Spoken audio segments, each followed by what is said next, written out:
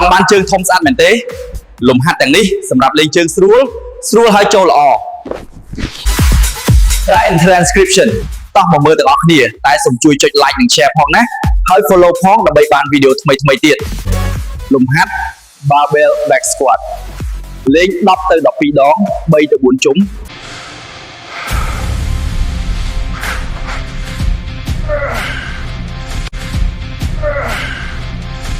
លំហាត់ leg extension លេង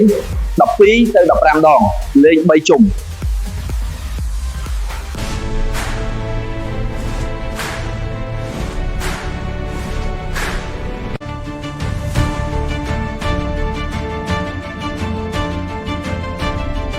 លំហាត់ Romanian deadlift លេង12ទៅ15ដងលេង3ជុំលំហាត់នេះសម្រាប់សាច់ដុំផ្លូវក្រោយ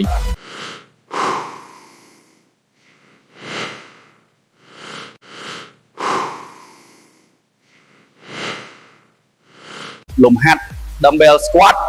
លេង12ទៅ15ដងលេង3ជុំ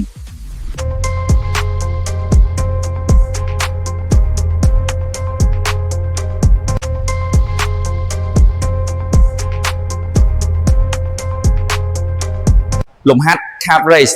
លេង12ទៅ15ដងលេង3ជុំលំហាត់នេះសម្រាប់ធ្វើឲ្យកពួនជើងធំស្អាតតោះយើងហាត់ប្រាណទាំងអស់គ្នាដើម្បីបានសុខភាពល្អនិងសម្រស់ក្មេងជាងវ័យហើយសង្ហា